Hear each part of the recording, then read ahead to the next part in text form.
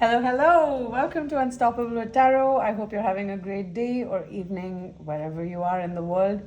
And I also hope you're having an incredible start to 2026.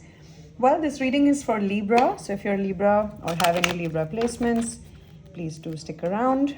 And I've promised myself to post a video every day. So I would really appreciate if you held me accountable and subscribe so I can keep up the journey and the momentum. Let's see what we have, Libra.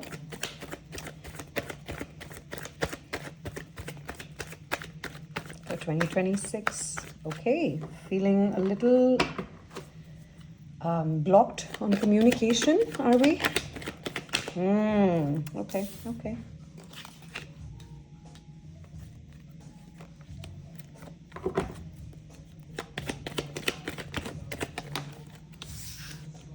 Oh gosh. Okay, Libra. Seems like, oh, that's a lot of cards. Well, we'll keep them.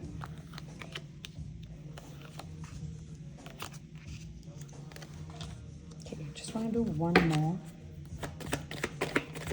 There we go.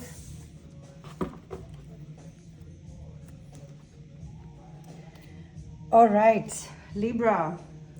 It seems like you want to be in a love vibration, in an extreme high purity love vibration. You know, the kind where you just truly nurture and love from a place of devotion, right?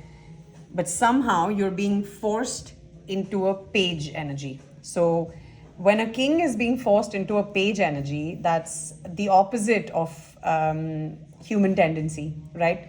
And that's why the cards always go in progression from pages to knights to kings to then the emperor, right?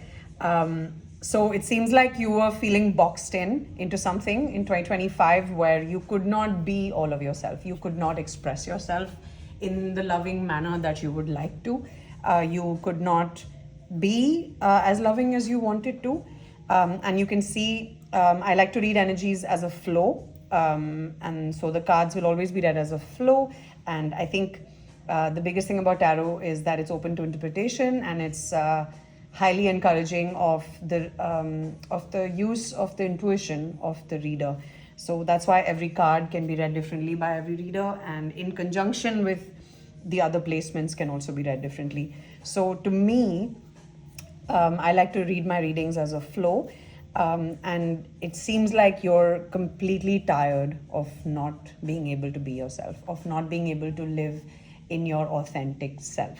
You are absolutely tired. And it could have been giving you sleepless nights. You might be in this energy right now. And it's the 10 of Wands is just realizing that, okay, I've had it. I cannot deal with this anymore. This is where I draw the line, right? To me, 10s are great energy because when you're like in that 5 and 6 and 7 space, you still have a bit to go till something just completely reaches a point where you're ready to walk away from it. So to me, a 10 is a great sign. Especially the 10 of Wands means you realize that it's just been unnecessarily burdensome and stressful, and you're done with it.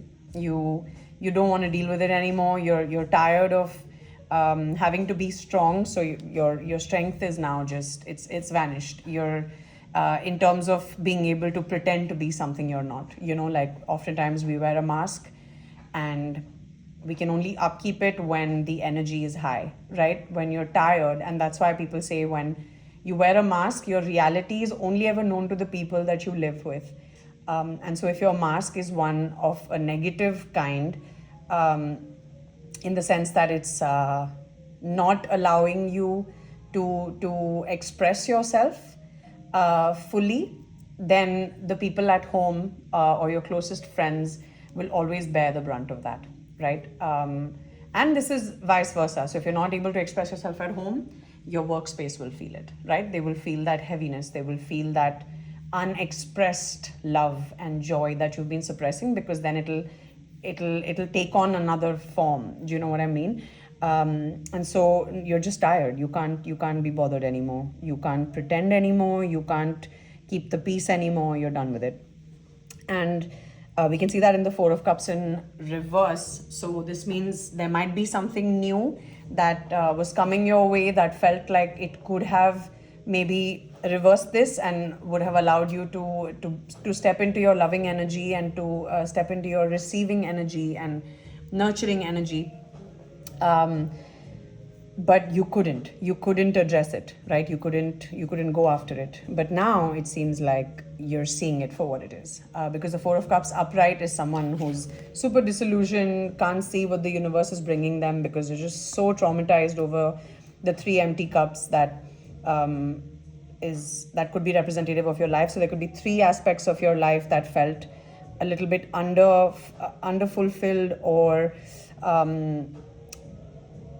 where you felt underutilized in three different aspects of your life. So love, career, family, whatever, right? Like however that resonates with you. But all of that is changing. You're recognizing that there is abundance in the universe that you can grab at any given time because it's right in front of your face.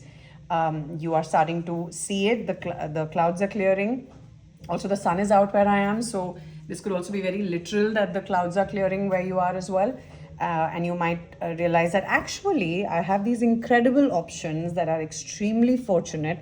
All I have to do is get with the program. All I have to do is step out of this energy of just carrying the load for everyone and everything and just feeling so damn burdened that you can't see. Sometimes when you're just so bogged down by life, you can't even identify opportunities because you're just so blinded with your own grief, with your own inexpression of who you are.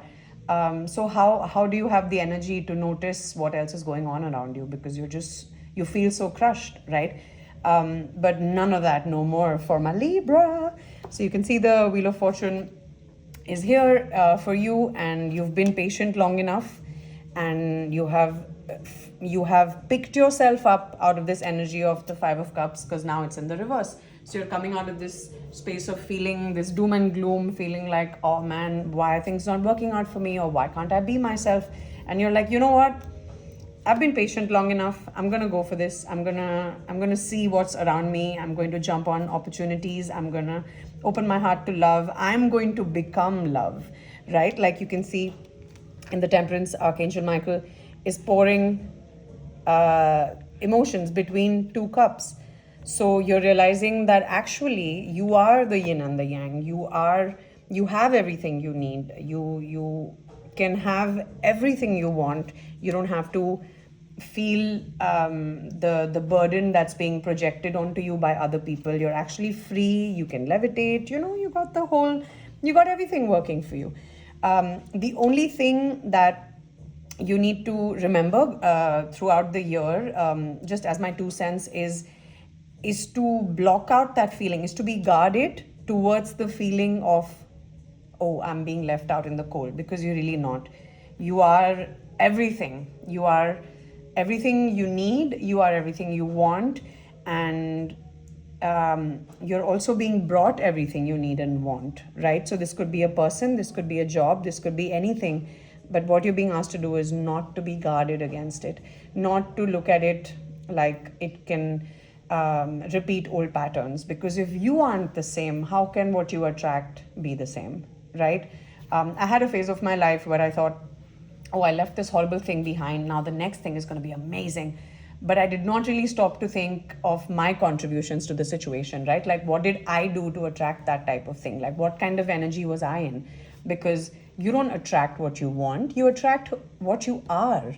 So there is a huge epiphany that you're coming into about that, with regards to yourself, that, hey, I can be who I want to be, and that's going to open up everything, right? And it has opened up everything. It is opening up everything for you. It has already begun in 2026. You might be feeling those feelings of, oh, it's getting nice, something good's happening, or something good's about to happen. You can feel it in the energy. There's that electricity, there's that feeling of luck and good fortune. But the only advice, especially because it's come out here, the advice is not to focus on any kind of lack mindset. I know it's hard. I've been there.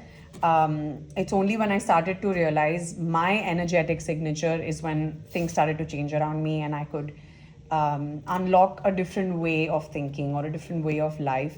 And usually this happens because we're in situations and circumstances where the energetic influence is too high between people. And before we know how important it is to surround ourselves with the right energies, we're already around energies that, we've been around too long, and then you just feel so much guilt for putting any distance there or whatever, because you're like, oh my gosh, but this person's been my bestie for 12 years, right? But that's who you've been for 12 years, right? Now, since 12 days, you might be another person. So if the other person is not also energetically working on themselves, at some point that disconnect is going to become bigger and bigger, till a point where you cannot really have a sustained conversation. And that's okay.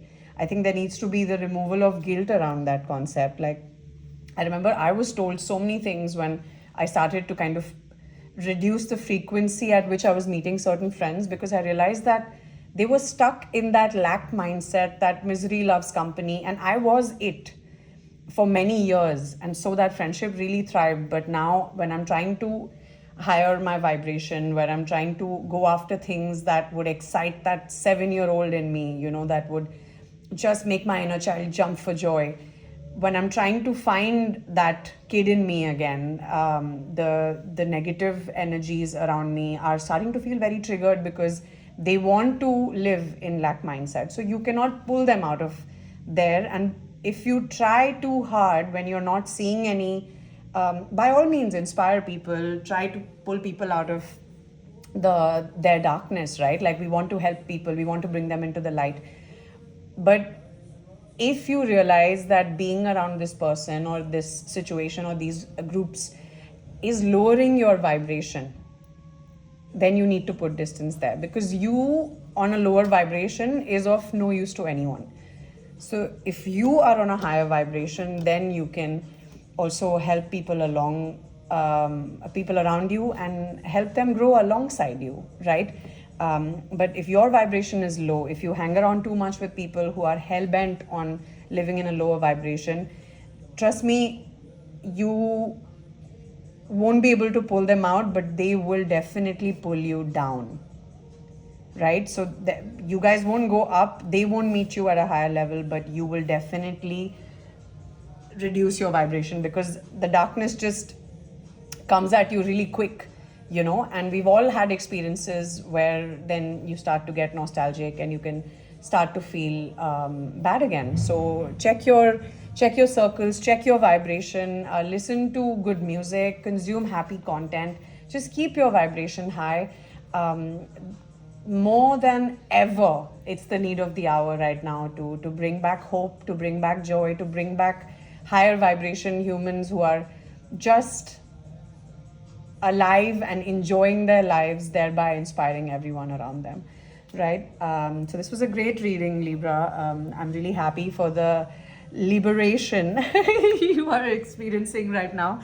And I really hope you'll consider joining the channel and subscribing, because I promised myself to post one video every day. So it would be amazing if you join me on this journey. I would love to see you again.